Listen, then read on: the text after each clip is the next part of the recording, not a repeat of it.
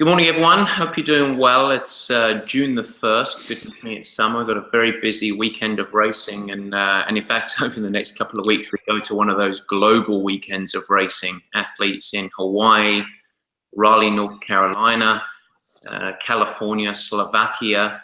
Next weekend, Cairns in Australia. It's a very busy week. A couple of weekends of racing. Boulder, Colorado. Super Dave, who's joining us here, coming up in next week or so as well. So we've got plenty of racing coming up, lots of fun stuff coming up. And with that, today we're going to talk about a little bit of component of racing, which is using metrics, specifically talking about the power on the bicycle and a framework to think about utilizing a power meter as an extension of your training, and then actually how is that worthy, how is it useful in a race. So as ever, I'm joined by Paul, and we're gonna go back and forth here. We're gonna make this as conversational as we can around the benefits and also maybe some of the dangers of using power. So as we dive, let's dive right in, Paul. If you're ready. We're good to go. Good to go. Okay. When we have athletes, and I think that both of us have talked about this a lot. When you have an athlete coming up to a race, one of the things that is the teddy bear effect, the comfort effect, the building confident effect, many people just want to be told what to do. And I think that having a number to follow, having a meter as a metric, a framework, builds a lot of confidence, or at least removes some of the questions, some of the fear for it. And so the natural human reaction is to say, I have this power meter, tell me what number to hold. And as we'll go through today and we'll unpick it a little bit, there's some real challenges with that. There's some real limiters with that, and there's some real dangers with it. With that, I think that as a tool, as a source of information, it's good to have a framework. It can be useful. We have to understand the athlete from a personality standpoint, but it can help with pacing. It can help with motivation later in the race.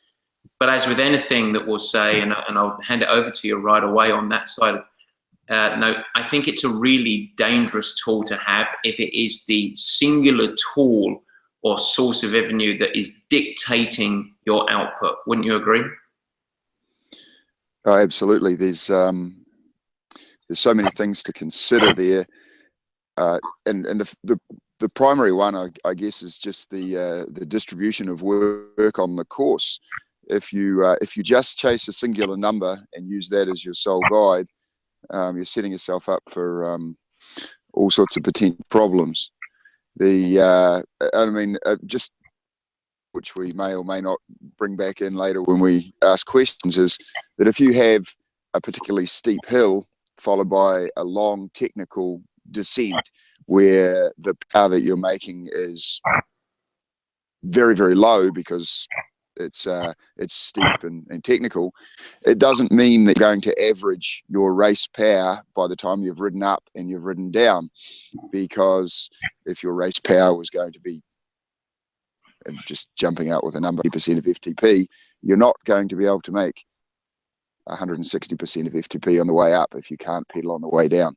So that's the extreme example. You've got to take into account all the course factors, and then a whole bunch of course management factors. Heart rate, if it's a hot day, needs to be considered because you may be making 10% less power for any given heart rate. There's a lot of maths to be done. So yes, it is a handy guide, but there are so many variables that you need to be aware of and consider if it's going to be a thing that's going to be really useful on race day. And hopefully, I think that's the lens that we're going to look through as we have our discussion today.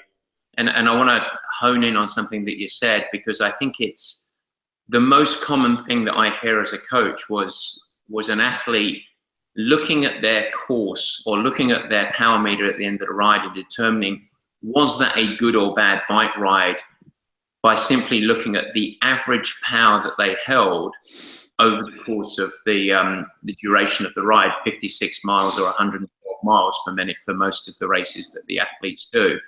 It wasn't good. Last week I averaged, or last month I averaged 210 watts. This time I averaged 205 watts. Wow, I must have left it on the must have left a lot of my resources on the course. But that will never tell the athlete the full picture when they're actually getting that, as you say, because of the dynamics of the day. And later on, we'll dive into that a little bit. I want to move on and talk about some specifics to start some framing, because I think that we throw around these terms like it's a universal language that everyone knows. And I think when we think about a starting framework for an athlete, I think it is okay to have numbers in mind, a general sense of where an athlete should be. And then in the second part of the conversation, we're going to try and turn that into being a bit more real world, because we know that racing is not a formulaic mathematic solution as many people would love it to be. It's simply not the case. So hopefully that can express afterwards. But I want to define a couple of things first. The first is functional threshold, FTP. So for everyone watching, in case you don't know, your functional threshold power, your FTP, is essentially the average power that you can hold over the course of an hour, 60 minutes duration. And there's a couple of ways that you can assess that. You can find it. Of course, you can do a 60-minute functional threshold test where you time trial as hard as you can for an hour.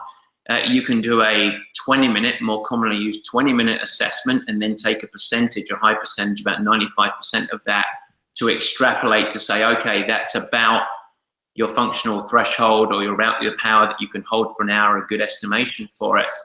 And you can also assess it through repeated training, looking at blocks of work and intervals, and say, okay, this is based off of the ranges that you're hitting, this is my functional threshold. And some of the analysis software, things like Training Peaks, will actually do that for you. We'll start to look up and say, hey, this looks like this is your functional threshold.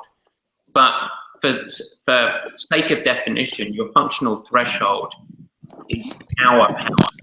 And that's important to bear in mind, because the two most common factors that we will present to you as a framework are utilize your hour power as an estimation or an expression of load.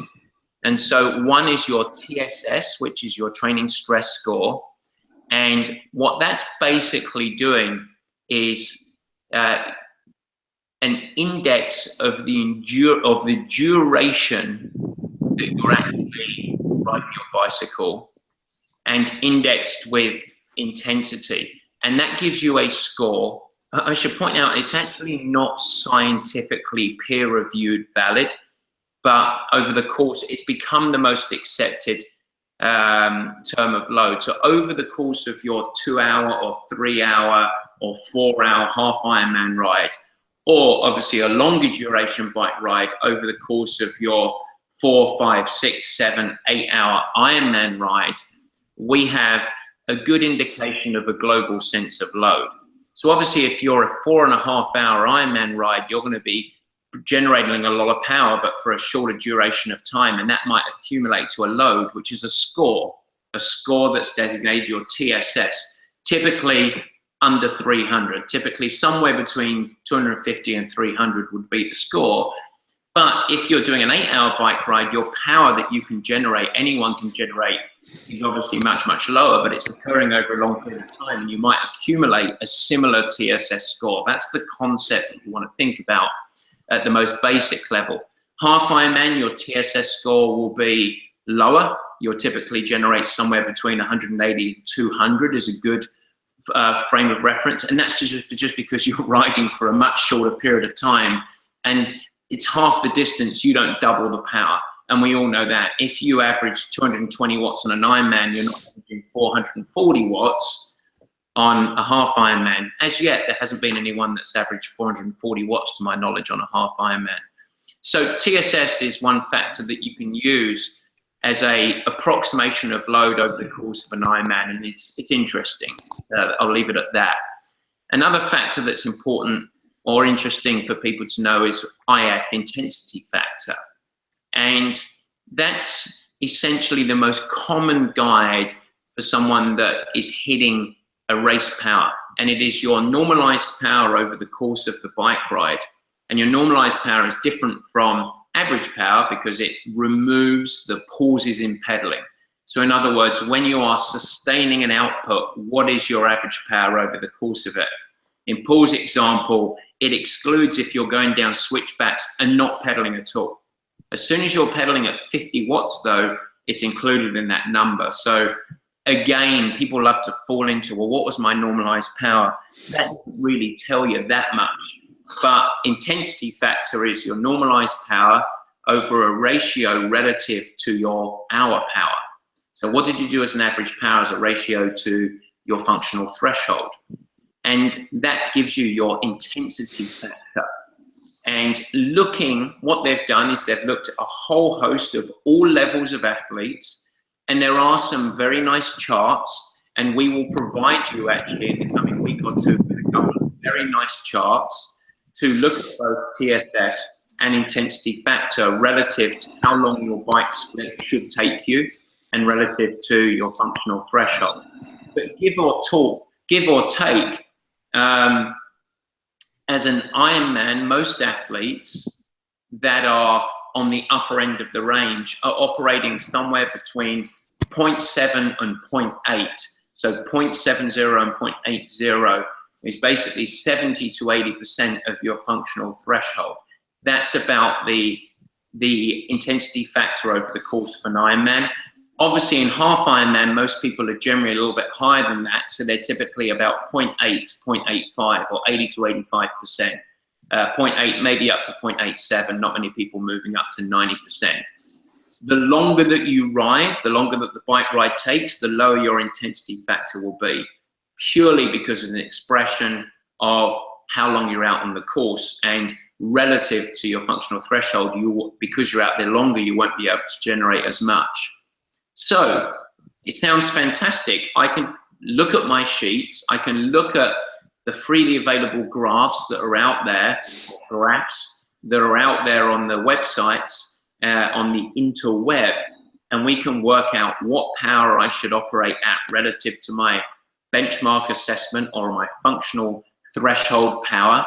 And I know that I can accumulate this TSS score, and I can hit this intensity factor, and I should be able to predict very quickly and come up with a very narrow range of power or a singular number and say that's what I'm going to operate over the course of my Ironman. And it should mathematically, theoretically, if we follow the trend of everyone else in the world that's done the Ironman races before that, on the half Ironman races before that, it should be something that takes all consideration out, all thought out.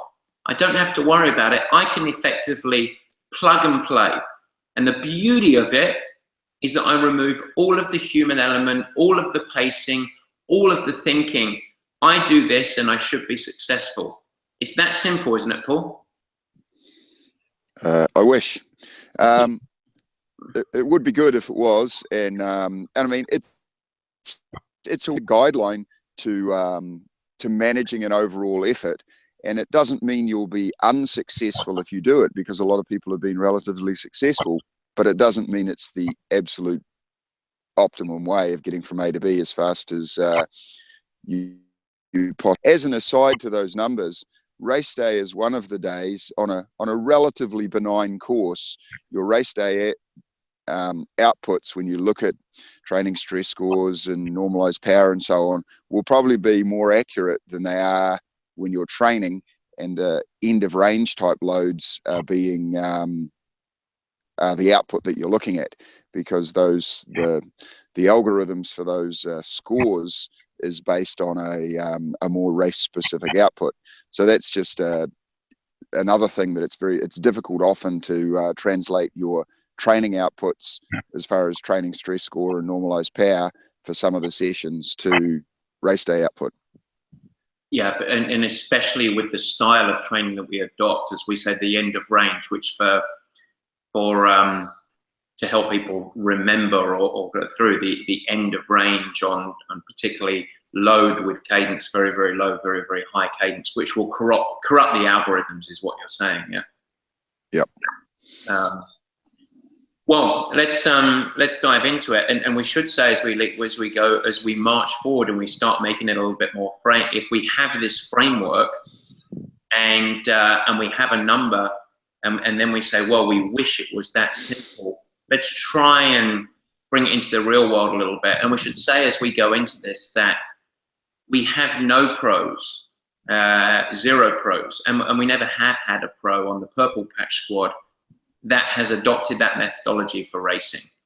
Now, they have even less opportunity to do so because of the dynamics of the race that we won't talk today, but the variability in pros' output over the course because of course dynamics, or because of race dynamics with groups and things like that, and actual sort of more pure racing mindset versus classical time trial type mindset. It's just impossible to do that and actually be competitive. But we have no, even with that aside, we have no pros that follow that manner. And that's because they have the understanding that that isn't the optimal way to, as you say, make speed. And I think as we dive into this, that's a really important component. The winner is not he or she who generates the best average power relative to their weight over the course of the terrain or the course that is set. The winner is the person that ends up going the fastest. That's ultimately the winner. And so our objective is to get to A to B as fast as we can and effectively and as efficiently as you can, and leave ourselves enough energy to run to our train potential. That's really the puzzle we're trying to crack on the bike. We want to maximize speed while leaving us enough resources to run very, very well over the course of a half Ironman or Ironman marathon and half marathon. So let's start niggle at that. So what we've got is this mathematical formula, and we've got a range, and let's say, let's use 250 watts, and it doesn't matter whether it's a half Ironman or an Ironman. The concept is the important thing here. We've got an average that an athlete that give or takes does the calculations and thinks south or north of it, around 250 watts is my number. That's what the numbers dictate, which is a strong athlete, by the way. Flattening the course, let's dive into that. And flattening the course, for definition, is no matter if our number that we're basing the framework of is 250 watts, that's from going from A to B. Now we have a course that has lots of lumps in it. It has some grades in it, it has some crests in it, it has some bottom of rollers of it, it has variable terrain. And to flatten the course, it would be for the athlete to navigate that terrain. And if they're going up a grade, they hold 250 watts. If they're cresting, they try and hold 250 watts. If they're going down the grade, they try and hold 250 watts. So in other words, squashing from an output, a power standpoint, squashing and making it a flat output across variable terrain. Now, we've talked about this at all, but that is what we mean by flattening the course. A very unwise strategy. A utilized strategy, a very unwise strategy. Paul, why is that? Well, there's a bunch of physics involved with it, as far as the amount of time you spend going uphill, the amount of time you spend going downhill. There's a bunch of physiology involved in it that once you get load introduced to you, it's often more easy to make power, and conversely, when the load is taken away, it becomes very difficult to make power. We jump back to the physics that as the speed increases, the amount of power you require increases exponentially. So in some tailwind or slight downhill situations, then you end up running into a diminishing return on investment as you try and maintain your power and the speed is extremely high. So you need to have a mindfulness of allowing the power to ebb and flow based on best return on investment. And I mean, with this simple 250 watt example, if you were to ride for a mile uphill and a mile downhill and average 250 watts, it would be slower than allowing the power to build to a manageable level on the up and then banking the speed on the down. And we will produce a whole bunch of little illustrated examples of that, which you'll be able to find eventually in the education. And just to cement that again, and I want to reiterate what you said there, because I think there's a lot of gold in there. But imagine that we have a 1 mile grade that's at, let's say, 4%, and we have a 1 mile grade going back downhill. If you hold, what you said there was, if you hold 250 watts up the hill and then push down the hill at 250 watts, that's nowhere near as fast as in real world, maybe pushing at 260, 270, 280 coming up the hill and then banking the speed with much lower output. Let's call it 180, 190, 200, you will actually get there faster in that second example at the most basic level. I think you said something really good there that I've actually never heard you say before, but it draws, I think, to real world for people, and we use the 250 watts. So we talked about physics, which is what the example that you just gave there. It's just not the fastest way. And then we talked about physiology, and what you said is when we introduce load, it's easier to generate power. And when you remove load, it's harder to generate power. So in the real world, what that means is to really spell it out, because I think that there are aha moments that happen. Introducing load could be going up a grade. So in other words, when you're going up a grade, it is easier to generate power, that 250 watts metabolically, than it is if you are going down a grade. And so therefore removing load, because gravity is rather than going against you, and it's much physiologically, the cost is greater to actually generate that same power. The same applies with a tailwind. We're removing load, and so we don't have something to press against, versus a headwind, we are introducing load. So I think that's a really important thing, because when we think about speed navigation through the course, you use the magic word, mindfulness. And that is being mindful, being present, being focused.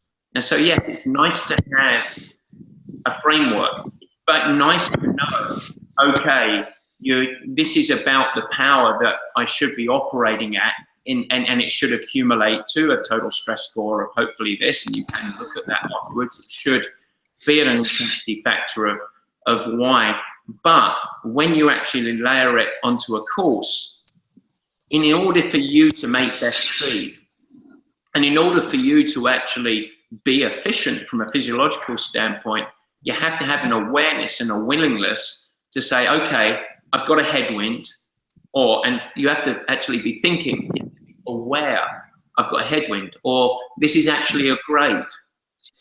Or on the flip side, this is a slight descent, or hang on, it's really quiet and I'm going really fast and it doesn't feel that hard. Well, guess what? You've probably got a tailwind. And creating that awareness around you, it is so important to then deploy the resources that you have, which is obviously a power production. So Paul, I want you to sort of take that even a level further.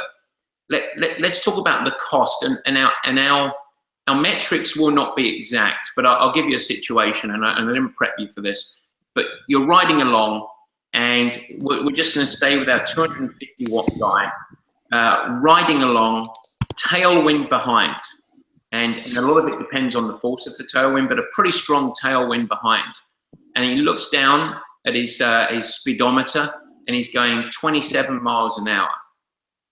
The flip side, if he turns around and is now heading into the headwind, and his power is 230 watts, he's going 27 miles an hour and he's flying. To become to 28 miles an hour, there's a tremendous physiological cost, a tremendous output that is necessary, output increase that is necessary to get each incremental speed at mile an hour, isn't that right?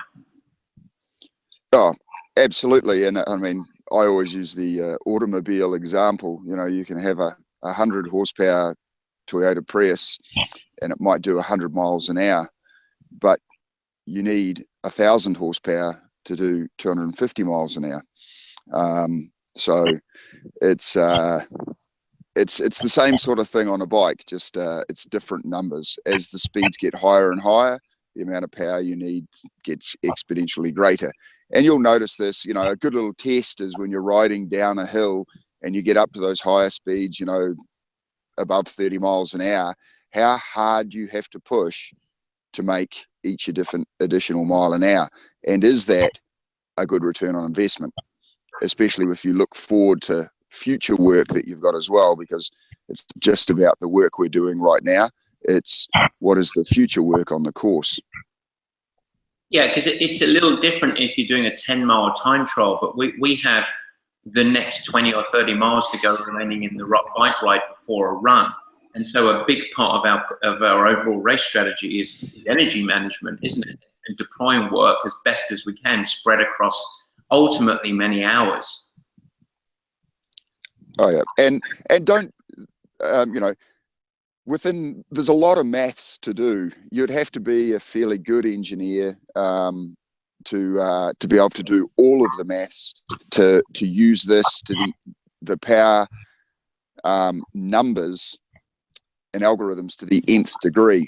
But you only have to be a reasonably astute athlete to be able to use the guide of the power and the real world course management and perceived exertion to get a very, very good return on investment.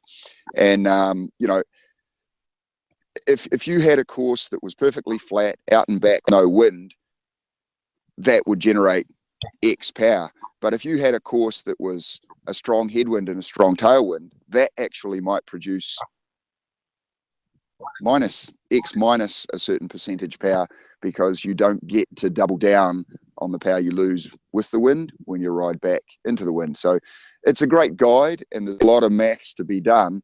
But if you use it as a guide with an awareness of the relevance of those numbers, and then manage the course well and manage your physical output well, you're on a winner. Well, and I think that's a great segue, because it's trained behavior. To do it effectively, it's trained behavior, and ultimately it's a feeling. It's the human element, and you don't actually have to be an engineer. The key thing, actually, from my standpoint, is yes, you have the guide.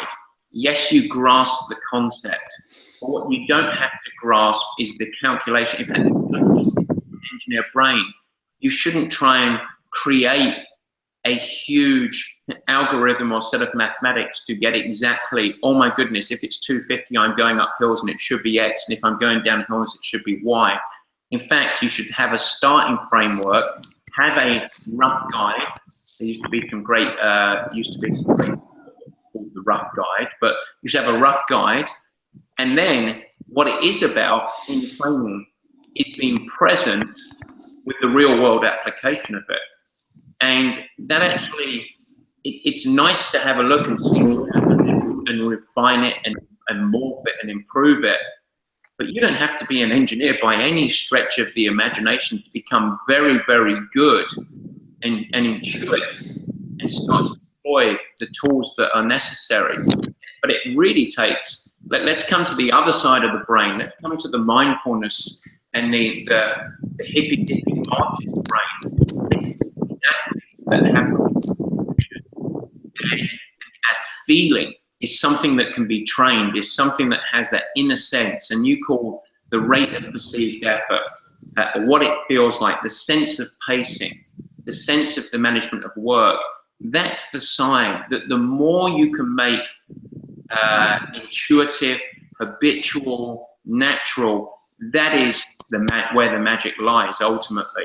And that is where the relationship with the power meter starts to become more harmonious. That's where it starts to become more powerful.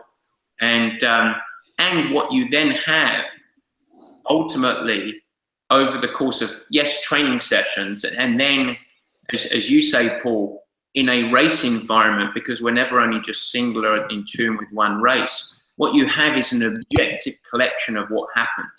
And you can look back afterwards and look at the main pieces of work. And what did I actually do in these main pieces of work? How did I navigate? And that's not oh, let's look at my average power, was it good or bad? But it's just looking down and looking, where did I deploy my work? Where was my best work that I got from? The last thing that we should say, and that we actually haven't touched on, is, of course, the danger. You mentioned at the top, so I want to revisit it. The danger of just doing the mathematics, applying the power, but ignoring the actual metabolic costs. And there are two ways to sort of measure metabolic cost. One is your heart rate. One is your perceived effort. It's actually scientifically valid. What is this? And one of the things that's very dangerous is even with this rough guide, even with this framework, we have to be really aware of what this is costing us relative to heat, altitude for you guys that are going to go and race races like Boulder. If you're not from Boulder, there's a real effect on altitude and heat and other things like that athletes have to be aware of.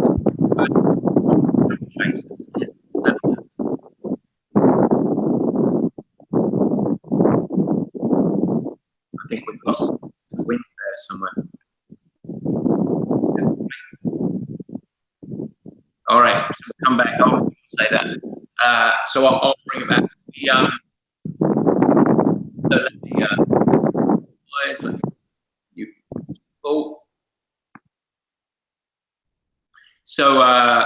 So if you're using our 250 number and we're chasing 250, if you then transplant the athlete into the Hawaii heat and they're going to go and do the Hawaii Ironman, you have to realize that when you have that environmental stress, you cannot blindly follow 250 watts because that's what your calculation says of the training and your FTP that you established while you were training in Chicago and it was nice and cool. If you then transplant it to an environmental stressor, ultimately your system is the thing that is going to govern your performance over the end of a bike ride and certainly the marathon or half marathon you're doing off the bike. And so we have to adjust it and we have to look at it. And that's where heart rate can come into play. If we correlate heart rate and power and you're in tune with expected or actually objective heart rate responses relative to your training, if you then layer it on race day, if we apply heat, if you're hitting your number and your heart rate is elevated, radically elevated because of the environmental conditions, that's something to manage, that's something to moderate, and that's the reality of taking stock in the day. You can plan for that more at something like altitude because you know that it is going to be an environmental factor, and there's nice little measurements or algorithms that you can do. A great rule of thumb, if you're at sea level and you're training, when you move to altitude, for every 1,000 feet that you go up above 3,000 feet, you can expect to lose about 3%. So at Boulder, that is give or take 6,000 feet, we can say that that's about 9 or 10% reduction in power. So at any given power output or any given metabolic cost, you should generate about 10%. Individual response rate, different relative to fatigue, different to status of hydration. But again, as a rough guide, for every 1,000 feet you go up above 3,000 feet, you can expect 2 or 3% reduction in your ability to generate power, or at any given power, an incremental cost of about the same time from a metabolic standpoint. So I think that that's the lens that we look at in power. How do we actually apply it to individually coached athletes? How do I apply it to the pros? We have those numbers, we have that framework. So we know that when we're going out, our primary focus, where we want to get those people to, which you can get to as well, but it's a statement of an intent and where you're putting your focus. We have them first ask them to ride their bike well. And what that is present in the situation, reading their body and how they feel, reading the terrain, reading the environment, reading the wind, and putting your best riding tools to task on race day. That's the number one mission. Then what you have as you're doing it is checking in with the output. And if on our calculation, it's 250 watts or so for our rider in our case study, if you're doing all of that and you're seeing 350 watts in the first 30 miles, you might want to be a little careful there. because magic doesn't happen like that. So you can draw it in. On the flip side, if you're riding really well and you're starting to lose focus a little bit and you start to see at 60 or 70 miles that your power is dropping to 230 or 240 and your heart rate response is down as well, it might be just a lot of loss of focus. You might just go revert to, hey, let's ride the bike really, really well, bring the power up. I know I can do this from a standpoint, and you use it as a little bit of a motivator. So it's great to have, it's good to utilize, it's nice, but don't let it be the driver. Don't let it be the shackle. Don't let it be the thing that you think. It takes all the guessing out. It's plug and play, because it would be great if it was that simple, but it's not. And so when we think about this, I hope that gives you some real insight into utilizing power.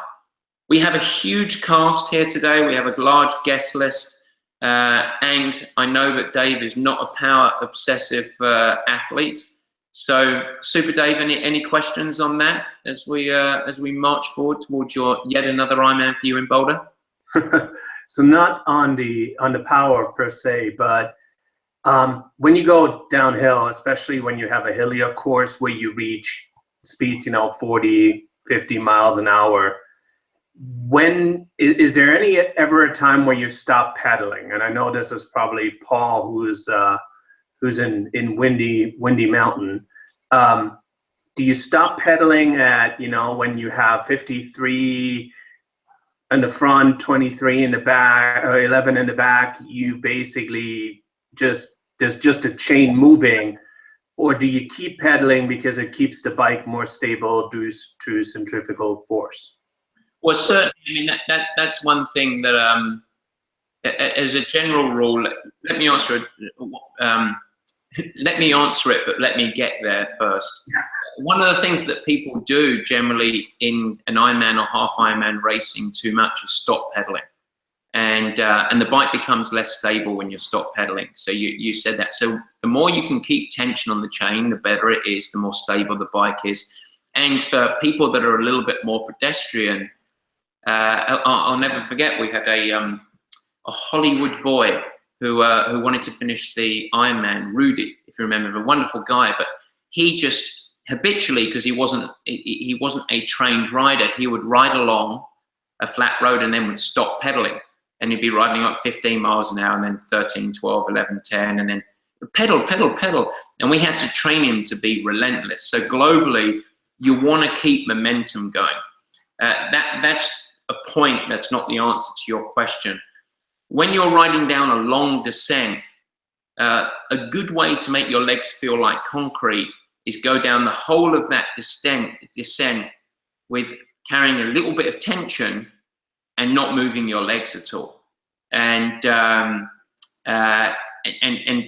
sitting there for 5 minutes not doing anything at all. When you go to try and reintroduce load, that's going to make you feel pretty awful. So there's 2 points to it, which is there's keeping tension on the chain and having really buttery pedaling, but not necessarily trying to push hard, in the point that we talked about, pushing hard and generate more and more power for tiny speed gains. But overall, it's nice to keep the legs moving, but it's more to keep the neurology going and to keep the blood moving in the legs so that when you reintroduce load, and then it's good to do so. But there comes a point when you're going a certain speed, and especially if there's any technical corners, or you're just hitting 40 or 50 miles an hour, that you might go for a period of time that you're just maximizing speed because it's all gravity there. And actually, you cannot generate tension on the chain, because if to do so, and at that point, I think it's a mixture of pausing and getting as aero as you can and banking as much speed as you can within what you're comfortable, and then coming back and just doing a few little pedal strokes to say, hey, my legs are still down there. But those pedal strokes are not trying to gain speed, it's just keeping the legs moving. Similar to if you're in a pace line, actually, you don't want to do the bzzz and stop, but you just keep the legs moving because it's not signaling to the person behind that it's a challenge, etc., etc., etc. So yeah, once you get to a certain really high speed, just moving the legs occasionally is a good thing. But keeping tension on the chain, not really possible. Okay. It's a great question. Anything else? If not, hey, we're good. You back 12 minutes of your day. We lost Paul over the edge, but all good. He was calling in at 4:30 in the morning New Zealand time at the top of a very dark mountain, so we give him a lot of credit. But Dave, thanks for joining. A lot of people traveling this week, obviously, with all the racing, so all good. But I'm glad that we got that done. Have a good one, troops.